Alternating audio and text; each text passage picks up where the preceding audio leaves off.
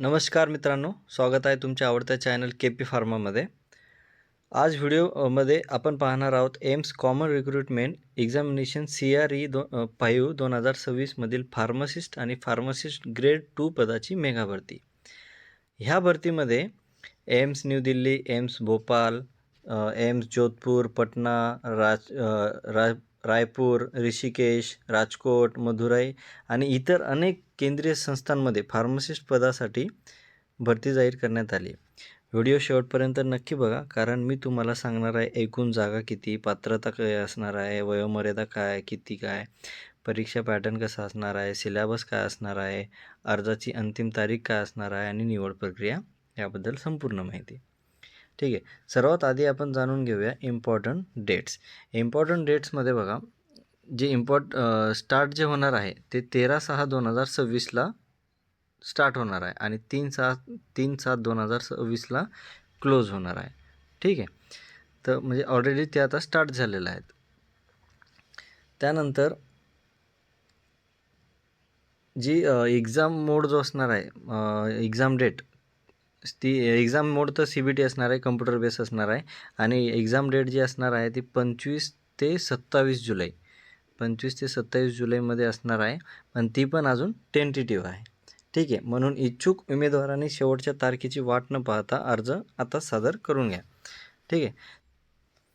Pharmacist वॅकन्सीबद्दल आता बघूया आपण. त्याच्यामध्ये या CREमध्ये विविध एम्स आणि केंद्रीय संस्थांमध्ये फार्मासिस्ट आणि फार्मासिस्ट ग्रेड 2 पदाच्या सुमारे 60+ जागा उपलब्ध आहेत. त्याच्यामध्ये काही जे संस्था आहेत, न्यू दिल्ली, पटना, ऋषिकेश, रायपूर, बाबुनेश्वर, भोपाल, रेवारी, विजयपूर, कोलकाता, जोधपूर वगैरे. ठीक आहे. ह्याच्यामध्ये जे क्वालिफिकेशन असणार आहे, क्वालिफिकेशन जे असणार आहे ते बघा, डिप्लोमा इन फार्मसी किंवा DPharm मान्यताप्राप्त संस्थेतून झालेला पाहिजे आणि फार्मसी ॲक्ट 1948 अंतर्गत रजिस्टर फार्मासिस्ट असणे आवश्यक आहे. काही संस्थांमध्ये BPharm किंवा अनुभव असलेल्या उमेदवारांना सुद्धा प्राधान्य दिले जाणार आहेत. ठीक आहे.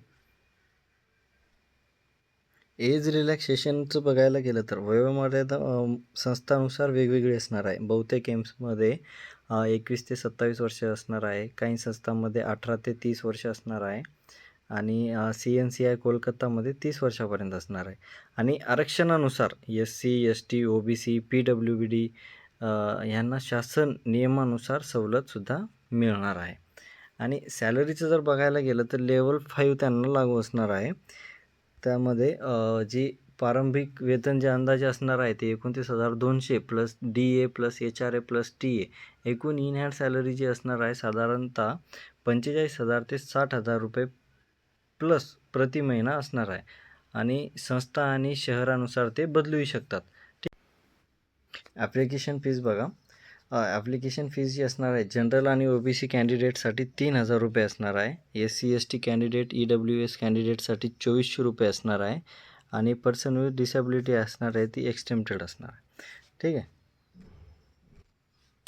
त्यानंतर डेट आणि सेंटर ऑफ एक्झामिनेशन जे असणार आहे ते बघा, date of examination in general of the CBT computer based test is plan to be conducted on 25 July 2026 ते 27 जुलै 2026 ती टेंटेटिव्हली असणार आहेत. ठीक आहे. त्यानंतर ॲडमिट कार्ड तुम्हाला ते ह्या www.aimsexam.ac.in वर भेटून जाईल एक्झामच्या 3 दिवसा अगोदर. ठीक आहे. त्यानंतर जी इलिजिबिलिटी क्रायटेरिया वगैरे तुम्ही आधी सांगितले, पॅटर्न सिलेबस जो असणार आहे, the duration of examination shawl B 19 minutes, म्हणजे याच्यामध्ये 100 क्वेश्चन असणार आहेत. 400 मार्काचा पेपर असणार आहे. Each carry will be 4 marks, म्हणजे 20 प्रश्न म्हणजे एका प्रश्नाला 4 मार्क असणार आहेत आणि निगेटिव्ह मार्किंग असणार आहे, हे लक्षात ठेवा. 20 प्रश्न हे जनरल नॉलेजवर ॲप्टिट्यूड आणि कम्प्युटर बेस असणार आहे आणि IC प्रश्न जे आहे ते आपल्या सब्जेक्ट रिलेटेड असणार आहे. प्रत्येक प्रश्न 4 मार्काचा असणार आहे आणि चुकीच्या उत्तरासाठी 1 गुण निगेटिव्ह मार्किंग असणार आहे. ठीक आहे. त्यानंतर मीडियम ऑफ एक्झामिनेशन जे आहे, where qualification is 10th matricular plus 10+2 examination will be held in English as well as Hindi. That is question paper will be bilingual, म्हणजे इंग्लिश प्लस हिंदीमध्ये असणार आहे. ठीक आहे. त्याच्यामध्ये त्यानंतर जे फार्मसिस्टचा सिलेबस जो असणार आहे तो ग्रुप कोड 12 अंतर्गत फार्मसिस्ट पदासाठी फार्मसी विषयावर आधारित प्रश्न विचारले जाणार आहे. त्यामध्ये महत्त्वाचे जे फार्मसिस्टचं विषय आहेत, फार्मसी सिलेबस जो असणार आहे ग्रुप कोड 12 अंतर्गत फार्मसिस्ट पदासाठी फार्मसी विषयावर आधारित प्रश्न विचारले जाणार आहेत. आणि महत्त्वाचे जे विषय असणार आहे सब्जेक्ट ते फार्मास्युटिक्स झालं, फार्माकोलॉजी झालं, फार्मास्युटिकल केमिस्ट्री झालं, हॉस्पिटल फार्मसी झालं, community pharmacy, clinical pharmacy, pharmacognosy, biochemistry, human anatomy, HAP, DSM, drug store management, pharmaceutics, ज्युरिस्प्रुडन्सवर जास्त क्वेश्चन असतात. ठीक आहे. डिस्पेन्सिंग फार्मसी हे असणार आहे. त्याच्यामध्ये परीक्षेसाठी पात्र होण्यासाठीचे क्वालिफाईंग मार्क वगैरे असणार आहे ते कॅटेगरीनुसार वेगळेसुद्धा असणार आहे. जसे की अंडर रिझर्वेशन EWS साठी 40%, OBCसाठी 35%, SC STसाठी 30% आणि PWBDसाठी 30%. सिलेक्शन प्रोसेस जी असणार आहे निवड प्रक्रिया कम्प्युटर बेस्ड टेस्ट असणार आहे, मेरिट लिस्ट लागणार आहे, चॉईस फिलिंग, डॉक्युमेंट व्हेरिफिकेशन आणि फायनल अपॉइंटमेंट असणार आहे. स्किल टेस्ट फार्मासिस्ट ग्रुपमध्ये नमूद नाही, त्यामुळे मुख्य भर CVTवर असेल. ठीक आहे. डॉक्युमेंट जे रिक्वायर आहेत ते डॉक्युमेंट रिक्वायर असणार आहेत बघा. डॉक्युमेंट रिक्वायर जे असणार आहे ते DPharm आणि BPharm मार्कशीट तयार ठेवा. त्यानंतर pharmacy registration certificate, Aadhaar card, caste certificate, EWS certificate, passport size photo, signature आणि एक्सपिरियन्स सर्टिफिकेट जर असेल तर ते पण ठेवा. ठीक आहे.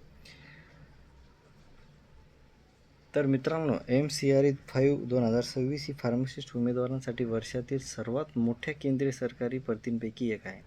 जर तुम्ही DPharm किंवा BPharm केले असेल तर ही संधी अजिबात सोडू नका. व्हिडिओ आवडला असेल तर लाईक करा, शेअर करा आणि चॅनलला सबस्क्राईब करा. धन्यवाद. जय हिंद.